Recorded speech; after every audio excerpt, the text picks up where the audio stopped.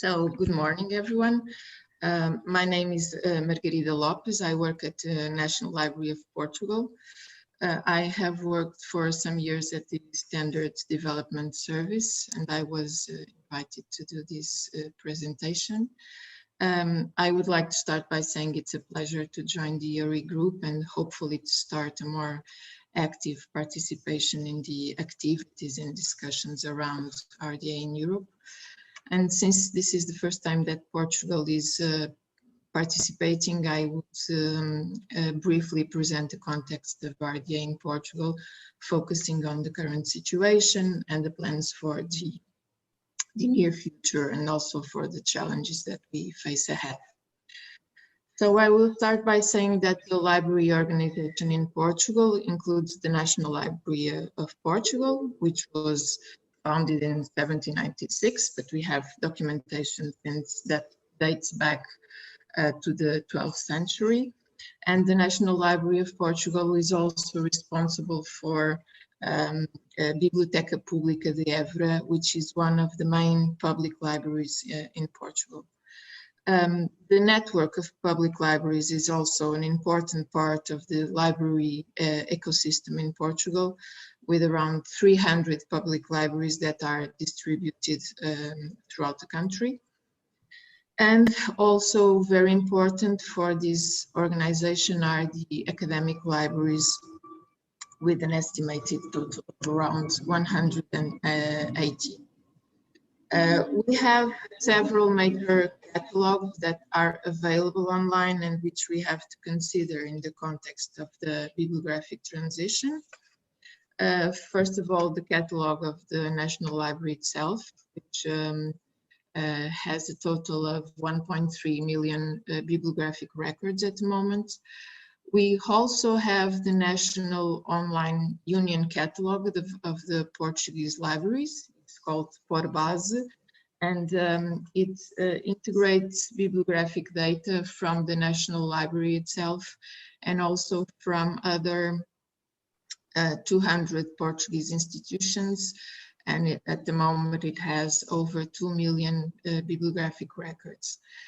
Then there's also Biblioteca Comum, which is an aggregated catalog for academic and research libraries.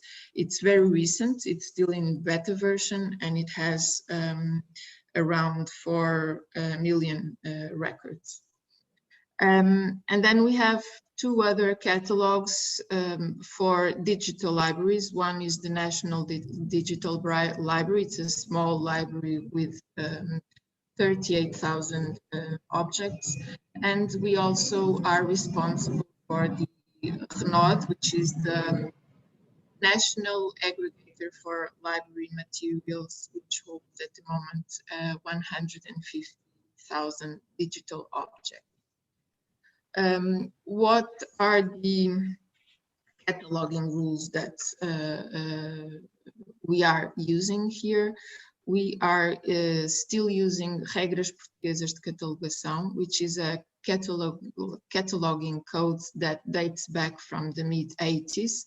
It was based on the Anglo-American cataloging rules, and they are still in use. And we also still use the Anglo-American and the more recent consolidated edition of the International Standard Graphic to address cases that are not contemplated in the Portuguese cataloging rules, for instance, websites and web materials in general. As for the encoding format, the one that is more widely used is Unimark, both as national format and as an as exchange format also, although there are a few academic libraries that use Mark 21. So the National Library of Portugal has a role to play in the coordination of the production, the updating, and the diffusion of standardization activities related to libraries. And we have some formal responsibilities to promote national awareness of international standards, to develop, to translate, and to coordinate information and documentation standards, to carry out the coordination of the CT7, the Technical Committee on Information and Documentation Standards, which is the Portuguese equivalent to ISO TC 46. And we also have a seat at the Permanent Unimark Committee under IFLA. As for what steps have been taken regarding RDA implementation in Portugal, we are still in a very initial phase. So between 2008 and 2011, we focused on the translation and Portuguese edition of the functional requirement conceptual models. We have, after that, we have started addressing the translation of RDA to Portuguese. And then we have made a revision that was based on the RDA 2015 revision, but it's not yet published, not near that. And up to, from 2015 onwards, we have been mainly focusing on the training and the diffusion of RDA among the professional community. As for the next, As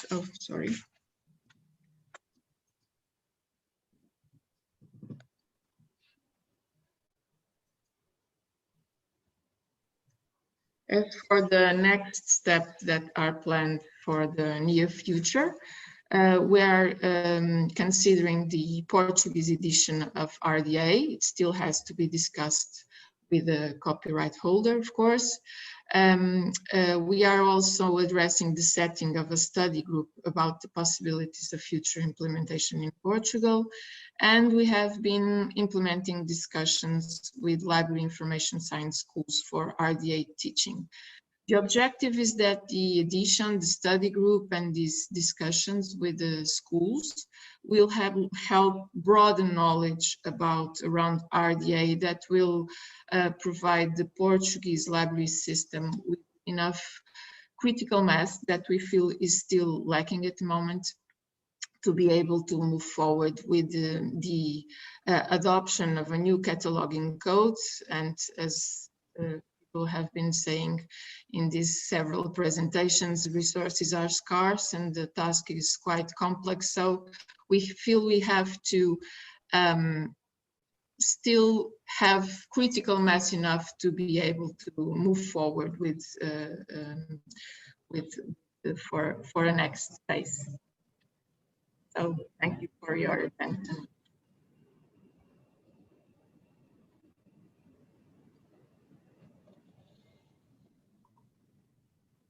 Okay, thank you, Margarida. Obrigado. I don't know if there is any question in the chat, Sabina. Not so far. Okay. If you don't have any, I would like to ask something. Margarida, do you think, as you said, you are still waiting for this critical mass and this I don't know how to say it, this kind of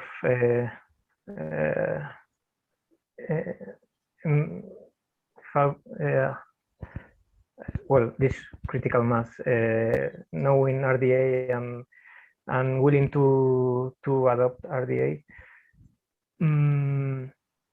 Do you think it will be a good choice to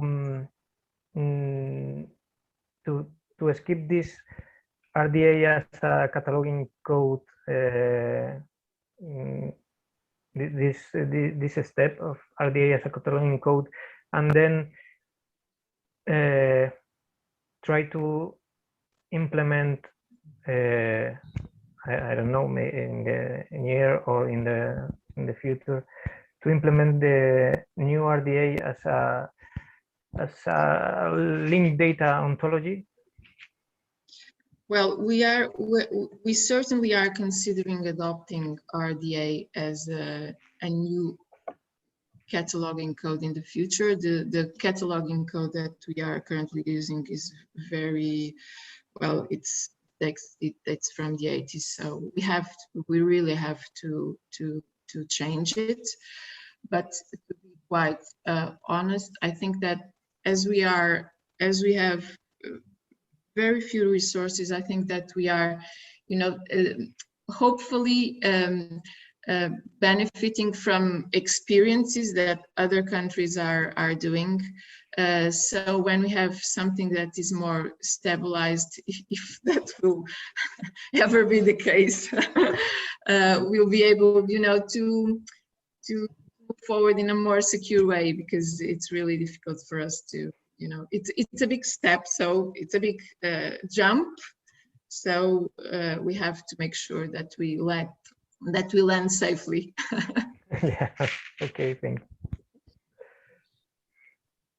We have questions now. Do we have time for that?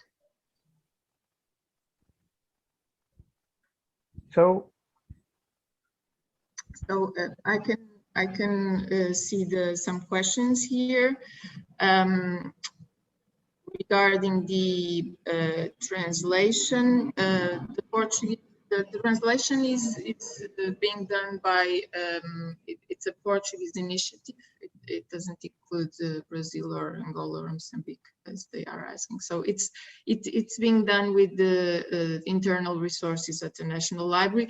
The first translation, although of course when we come to the revision and the preparation of the edition, we will have to enlarge the group, but it's still a first translation of the code of RDA. Okay. What did you teach at training courses? Well, we basically these functional requirement models and the way that we have to approach the bibliographic universe, it's very different from what we are still currently using in the Portuguese cataloging rules. So it's a change of mindset that we speak about, and we generally also talk about the implementation of RDA in other countries and how the work is going on.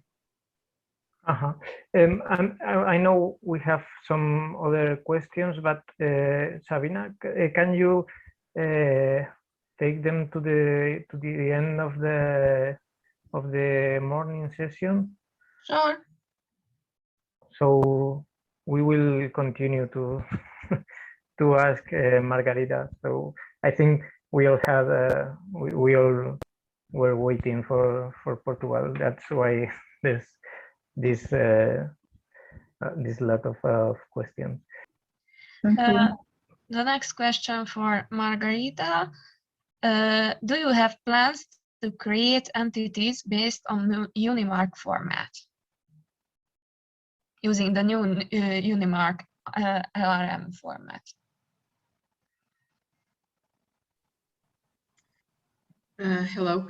Well, we are still considering it, but the training that we have been, the training that we have been providing in the professional community, when we have examples, we have been using Unimark, the new fields that implement the functional requirements. So that's certainly a possibility, but we still don't have a decision. But we have been using it for training, yes.